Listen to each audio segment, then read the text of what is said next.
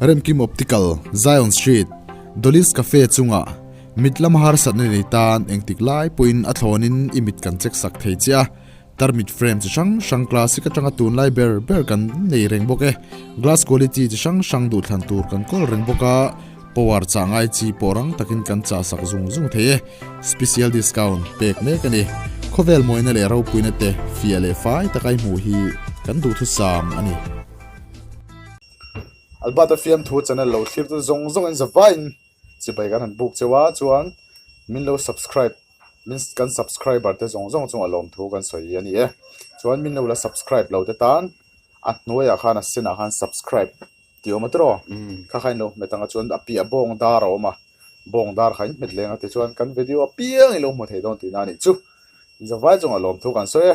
te chuan tu chuma hian sportman mizozi nga chuan sportman lar lu tuk in fiam na lama chuan nipon turu lu tuk mai joela komna hun karon nei thedona kalom khop me he ahuna chep lu tuka ahun chep zia chu ama po hi ain dai lo ani tuna hian mo I chu tiang vel chu ka ahun chep lu tuka ya ahun chep zia soi thiam harani chu tiang khop chu ta chu wang chuan in tuna hian hun ka nei thei lo kai ma che hun nei thei ka lo ma chu da chun lom thu a hne na po ka soi bok ani chu ti chuan zona khan zot tran hal do nanga uluk takin lo anula kan tuna kan video hi in film na lama tui mi tan mai ni lo po enge thalai te tan ani monu le pa pitar putar mo khatiang zong tang khanin re thei shata beng nei to phat chu no shro se in film thei to la tan po in film thei to tan po ama hian inspiration mo motivational speech thatak tak ani ni chu chung kan soi don ni ti chon le joy lama sain comedian khainin ka shia tro chon ma sei sportman ro puilo tuk mai han ni chho tak da na hi minan shilla comedy na tanga sportman turulu tuk mai ini chho da ni ka cha khop mai hei hi chu I promotion te om ve mo khatianga khanin ti khanin film thu kan an tho ta ti khanin mi kha kan vo film thin ani hei film thun tho ta mi va film ta chung kwa entinan nulat chelo deuh ang chi te po ka vot sport thin ani chu ka vo film thin khatiang a khanin ti khanin chung khat nu le pa u le naute nu pui fa naute ang chi te po khati khang ka sport zeu ka film ta khata tang khanin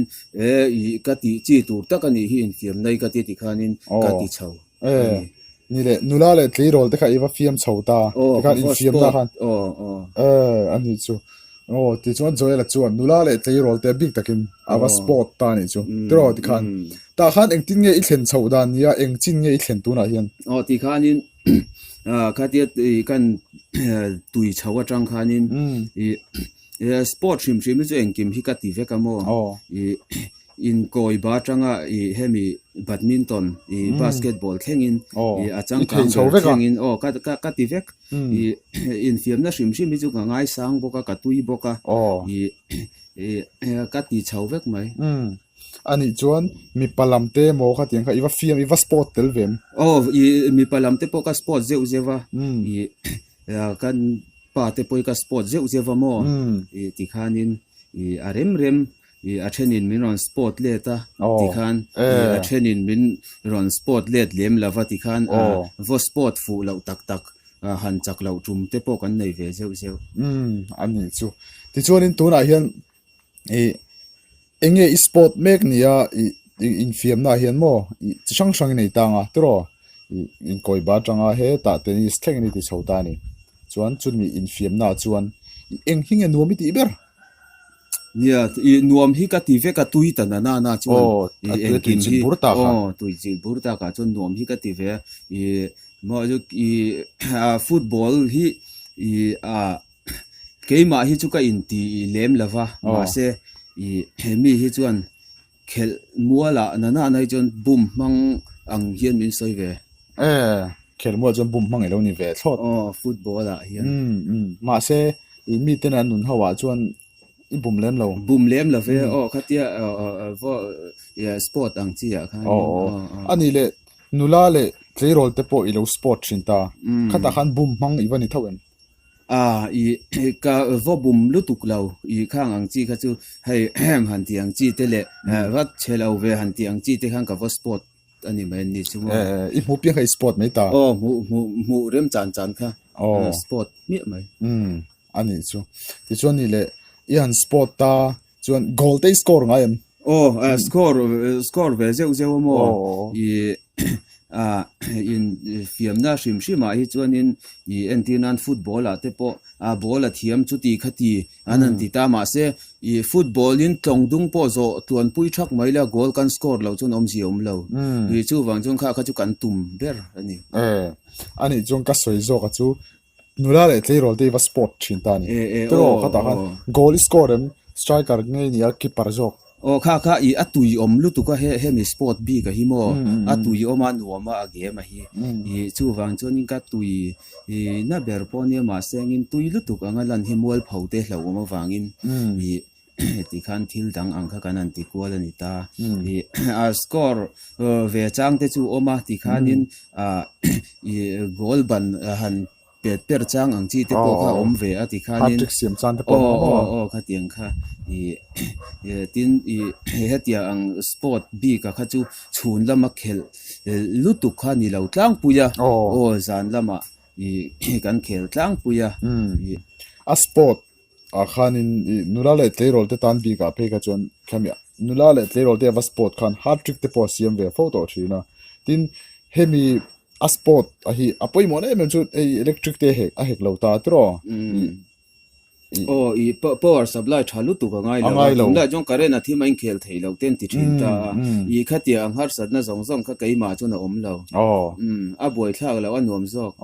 chuna ma nan thoka zan na ma kha sport ka chu khel jom char char the ti na ni chu ole ti chuanin i hei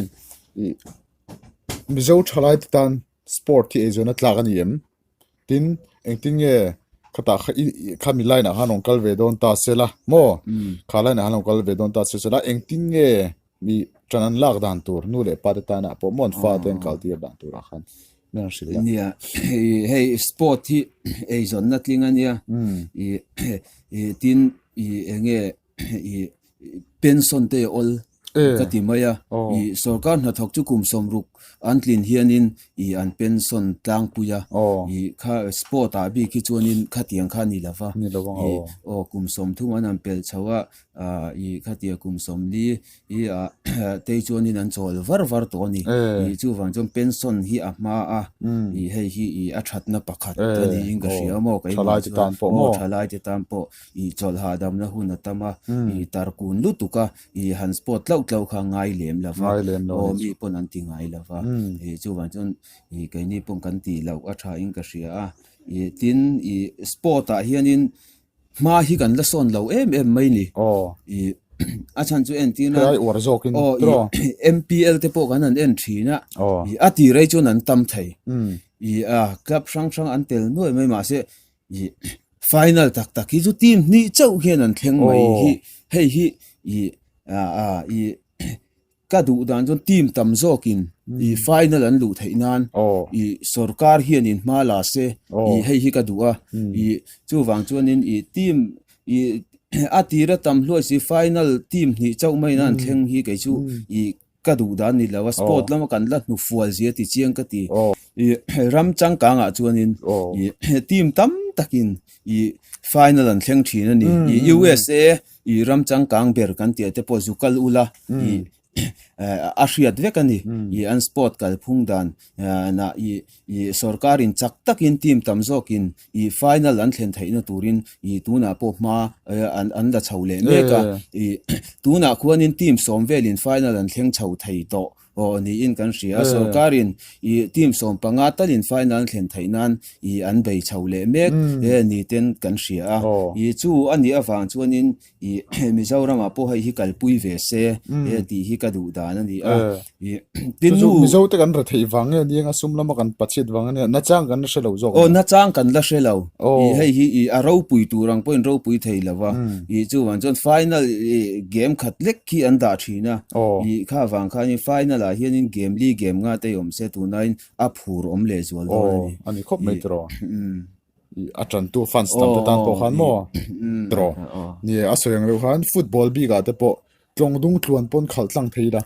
gol kan khung lo kha chon om ziom lo ni om zi om lo khatiang ani wang khanin gol khung kha poi moi bem ta ni ta chon gol eng za nge score ve to i khel i football khel chung hian pum pu hian mo tinan Messi te Ronaldo te chu za sari le ti bor vel khung ta za sari som nga ti bor vel te mo ta khan nang in eng za nge khung ve tong i a kai hi record thei china hian mo i a ka khung nuala i ka chiar seng lavani kai phei chuan mo i helam i association lamin min lo chin chia sak topa i bukhat an chin chia to ni i an mani hian mo i special penalty keeper tel lawa pet ang chi hi i hei hi ka van na ya kai chu ka tong fu thaya i kha i ka pe zeu zewa heng hi mo i score vek ka khang kha chu keeper te special penalty chu i keeper tel lawa voinga pe ni ta chu tiang special penalty nei tur chon engting e kan ramala re thaya kan la kal pui ve thai che lo kha chu mo chu mi du sak big te ta na ti du sak big te tan le i mi big te tan sport lama tui big te an hlan thin an ta an pek thin an ta mo kha mi pui ma ti khan i keeper tel la mi pui an lo out lu ti khan i kan pe thin ani mi chu a special khop mei ti chuanin i mi zo te tan po mo mi zo sport atan po en ton tur tam tak kan nei ti na ni ta i zero tur tam tak kan nei ni chu tro golf te poi khela i then zo la sonin i in lua tur te ka ngai to mek ka tu na hian mo i so i a mun pui lo so volu chil le ka duwa i helam pang hi kan la mel riat lutuk lo mi zauten a masa ber ni ka duwa i heta hian in sul sutu ni ka duwa then zo la in lua tur om chuan i ka lu anga ti khanin ai khel kom i avuang na tur khel kom po i khuta i kan khuwa mi i rothing bul changtha kha ka in chop renga order thap to order thapa tin i ka kan not mam vek to awareness te kan hnoi thap to mo i ti khanin i enge i Adidas ti te po kha ka ziak vek to kan ziak vek to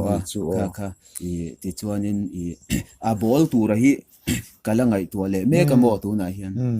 a ball tan chon sile parcha khami i zai mom ang chi te i khatiang kha i football hi choisan tak hi ka du ni i tum khat ka thin rim em oma go kan pet goal ani ti khanin ka votlan phaita ka lom kha i ti khanin heta i kan votlan phai ani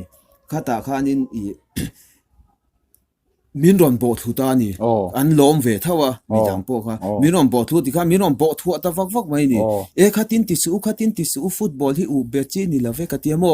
i kan u bet ka ti i chu on ja tun hu on ka pet goal le ni chon chungla ma min vor chho ro u ka ti ti khan min vor chho lu se kha i football kan choice an na tur